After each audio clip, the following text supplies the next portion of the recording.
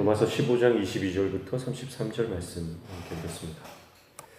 앞서서 편지를 왜 썼는지, 그리고 사도 바울의 소명이 뭔지, 그리고 지금까지 어떤 사역을 해왔는지에 대해서 간략하게 대략 설명했던 바울은 이제 자신의 로마 방문 계획에 대해서 소개하고 있습니다. 궁극적으로 바울은 서바나, 당시에는 서바나, 땅끝이라고 생각했던 땅이에요. 그러니까 요즘 이제는 스페인이죠. 스페인을 땅끝으로 생각했기 때문에 땅끝까지 복음을 전하려고 하는 그런 계획을 가지고 있는 것을 볼 수가 있습니다. 22절에 먼저 보시면, 그러므로 또한 내가 너희에게 가려 하던 것이 여러 번 막혔더니, 이렇게 말하죠. 로마 교회에 가고 싶었지만 로마에 가는 것이 여의치가 않았습니다. 그래서 23절에 이제는 이 지방에 일할 곳이 없고 또 여러 해 전부터 언제든지 서바나로 갈 때에 너희에게 가기를 바라고 있었으니, 이렇게 말하죠. 자, 서바나, 스페인으로 가려고 할 때 가기 전에 로마를 들르려고 했다는 겁니다. 하지만 지금 여전히 로마 방문을 희망하고 있습니다. 24절에 이는 지나가는 길에 너희를 보고 먼저 너희와 사귐으로 얼마간 기쁨을 가진 후에 너희가 그리로 보내주기를 바람이라, 이렇게 말하죠. 자, 사도 바울은 로마 교회가 자신을 파송해 주기를 바랬던 것 같아요. 그래서 로마 교회 성도들과 함께 만나서 그들과 믿음의 교제를 나누고, 그리고 성도들의 기도와 또 후원을 받아서 스페인으로 파송받기를 바라는 것입니다. 그래서 사도 바울이 로마 교회에 이제 후원을 요청한다, 이렇게 보시면 돼요. 25절, 26절 보시면, 그러나 이제는 내가 성도를 섬기는 일로 예루살렘에 가노니 이는 마게도냐와 아가야 사람들이 예루살렘 성도 중 가난한 자들을 위하여 너희 기쁘게 얼마를 연보하였음이라, 이렇게 말하죠. 그러나 지금은 서반으로 갈 수 있는 상황이 아니고 지금 해야 될 먼저 하나님께서 나에게 주신 사명이 있다는 거죠. 그게 뭐냐면 예루살렘 교회에 헌금을 전달하는 일입니다. 당시에 로마 전역에 기근이 들어 있었어요. 그리고 예루살렘도 마찬가지였고요.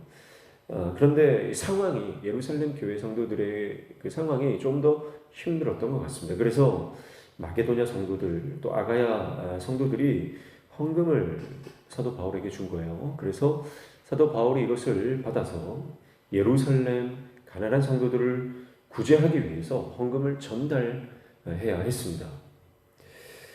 이방교회 성도들이 예루살렘 교회의 가난한 자들을 돕는다라고 하는 것은요, 굉장히 중요한 일이에요. 특별히 오늘 26절에 보면 기쁘게 얼마를 연보하였습니다, 그렇게 말하죠. 그리고 27절에도요, 저희가 기뻐서 하였거니와, 그래요. 혹자들은요 이렇게 얘기하는 거예요. 이 예루살렘 교회를 위해서 이방 교회들이 의무적으로 해야 된다. 마치 성전 세금을 내듯이 예루살렘 교회에 이방 교회들이 의무적으로 억지로 냈어야 된다, 이렇게 말씀하시는 분들이 있는데 그렇지 않습니다. 이것은 기쁘게 했다는 거예요. 그건 자발적으로 누가 시켜서 한 게 아니죠. 그러니까 사실은 이 예루살렘 교회는 이 모교회와 같지 않습니까? 당시 이방에 흩어진 교회들의 입장에서는요, 예루살렘 교회는 가장 첫 번째 1호 교회고 모든 교회들의 모체와 같은 거예요. 그러니까 항상 예루살렘 교회에 대해서 기도하고 또 그 가난한 소식을 들었을 때에, 어려운 소식을 들었을 때 가만히 있지 않았다, 도왔다. 우리 영도도 그렇지 않습니까? 영도에는 제1영도교회가 있고요, 1영도교회가 2영도교회, 그리고 3영도교회, 이렇게 해서 이렇게 또 2영도교회, 3영도교회가 또 확장을 해서 개척을 해서 분립 개척을 해서 또 이제 8영도교회까지 이렇게 쭉 연결이 되잖아요. 그러니까 이렇게 영도교회 목사님들을 만나보면요, 1영도교회를 거의 뭐 어머니 교회처럼 그렇게 생각을 하더라고요.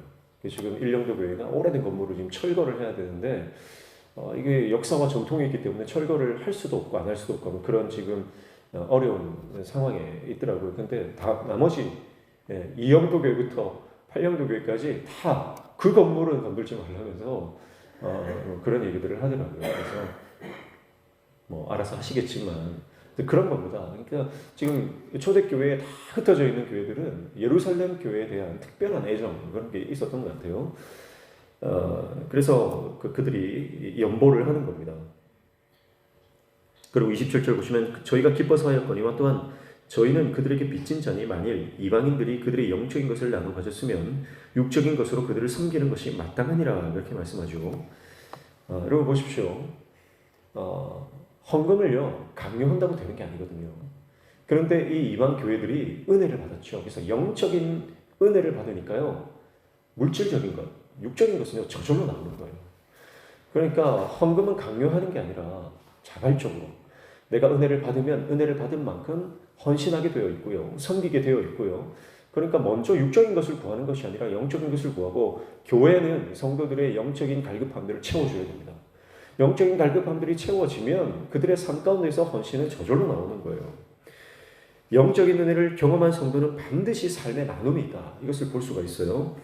그리고 이방 교회가 예루살렘을 돕는 이것은요 단순히 돈을 보낸다는 개념이 아니라 이것은 유대 교회와 비유대인 교회, 이방인 교회가 연합한다라고 하는 그런 굉장히 중요한 의미가 있어요. 왜 이것을 강조하냐면 로마 교회 이것을 강조하면서 말하는 이유는 우리가 잘 알듯이 로마 교회 안에 유대인과 이방인들 간의 갈등, 마찰이 있잖아요. 그러니까 지금 예루살렘 교회와 이방 교회들의 이 아름다운 연합을 보라는 거예요. 예루살렘 교회가 어려울 때 이방 교회들이 가만히 있지 않고 그들을 위해서 헌신하고 섬기고 돕는 것을 보라는 거예요. 그것을 통해서 유대인과 비유대인들이 하나 되고 연합하고 성령 안에서 아름답게 세워져 가는 것을 강조하면서 로마 교회에 도전하는 거죠.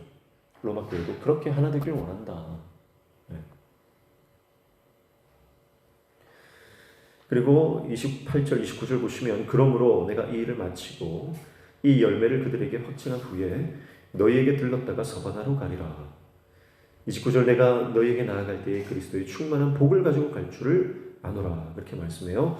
그러면서 예루살렘 교회에 대한 이 연보 사역이 마치고 나면 내가 서바나로 갈 것이다.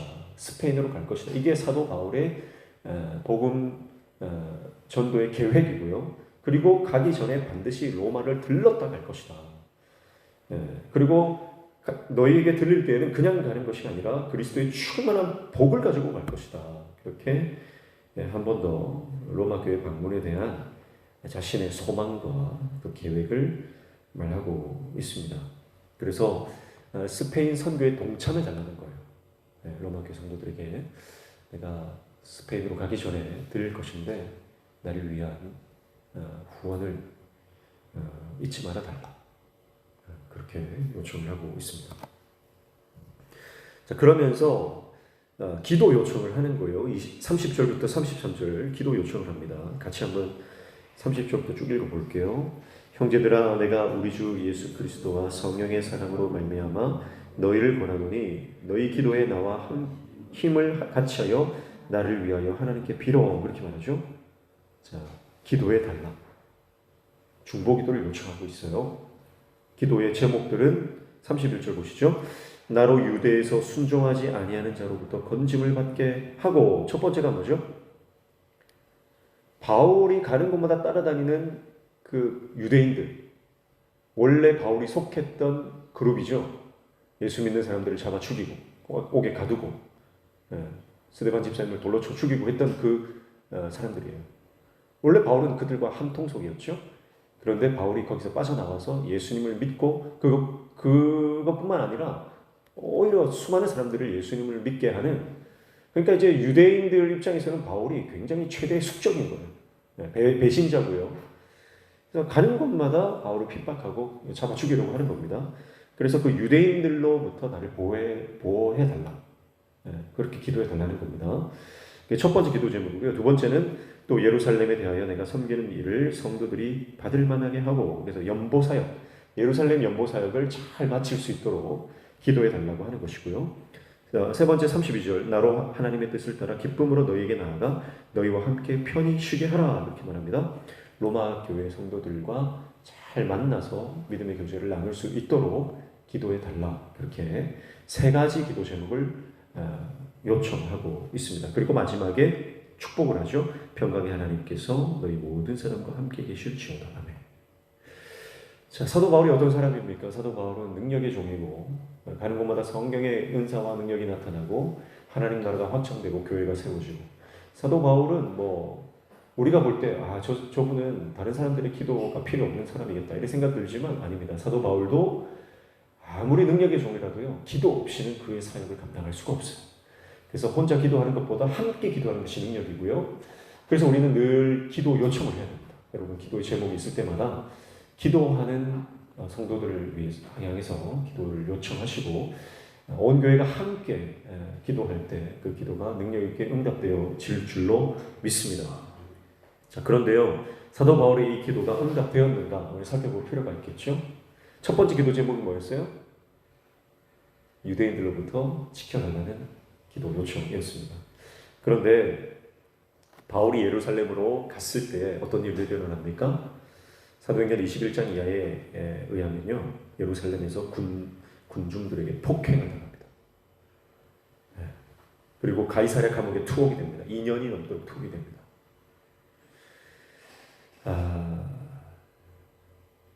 그래서 첫 번째 기도 제목부터 응답되지 않은 것처럼 보입니다.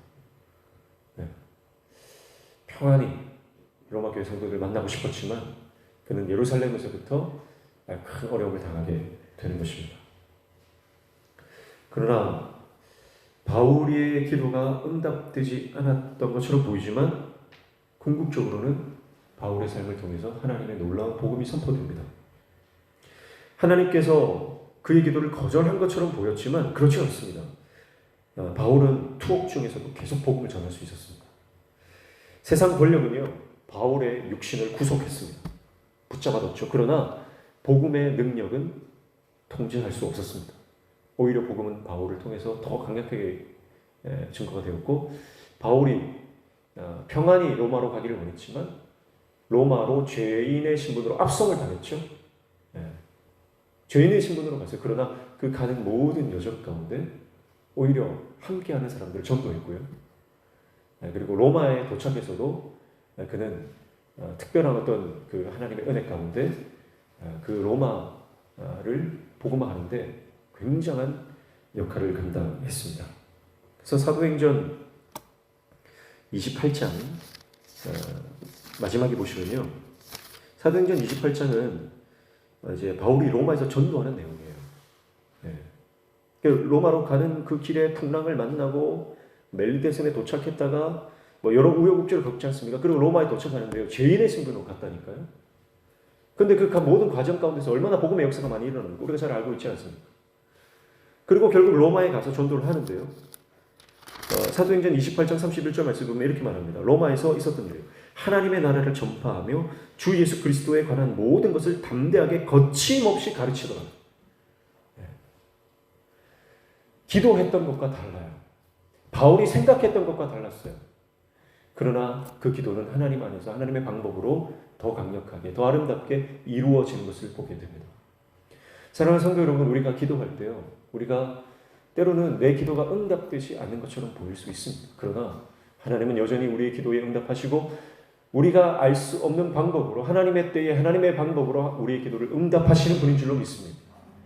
그래서 기도의 응답은요, 내 생각이 이루어지는 것이 아니라 여전히 내가 기도하고 있는 것, 그게 기도의 응답이고요. 다른 방법으로 하나님이 우리의 기도에 응답하시고 이를 이루신다. 하나님의 열심히 여전히 우리 삶 가운데 일하고 계신다라고 하는 것을 우리가 기억해야 할 것입니다. 그래서 기도를 멈추지 마십시오. 내 생각과 다르게 일이 진행되고 내가 원하는 것과 다른 방법으로 상황이 되어져 간다 할지라도요, 끝까지 포기하지 말고 기도하십시오. 기도할 때 하나님의 영광을 보게 될 것이고 하나님의 복음이 더욱 강력하게 왕성하게 증거되는 것을 보게 될 것입니다. 기도하겠습니다. 하나님 아버지, 혼자서 주님의 일을 감당할 수 없음을 말씀을 통해 깨닫습니다. 기도의 중보자가 필요하고, 그래서 함께 기도 제목을 나누고 함께 기도할 때 또 강력하게 하나님의 나라가 확장되는 역사가 일어나게 될 줄로 믿습니다. 사도 바울은 나름대로 그의 사역 계획을 세우고 또 그 계획을 함께 나누며 기도를 요청했지만 기도가 응답되지 않는 것처럼 보이고 바울의 계획이 막히는 것처럼 보였지만 하나님께서는 더 강력한 방법으로 바울의 기도를 응답하시고 복음의 사역이 왕성하게 이루어지게 하시는 것을 말씀 통해 봅니다. 내 생각과 다르더라도 내 계획과 다르게 흘러간다 할지라도 여전히 하나님을 신뢰하며 기도의 끈을 놓지 않는 하나님의 종되도록 우리를 붙들어 주시옵소서. 이 아침에도 주님 앞에 나와 간구하며 기도할 때 우리의 기도가 응답되며 하나님 음성 들려지는 역사를 허락하여 주시고 맡겨지는 삶의 모든 문들이 열려지는 형통의 은혜를 허락하여 주시옵소서. 예수님의 이름으로 기도하옵나이다.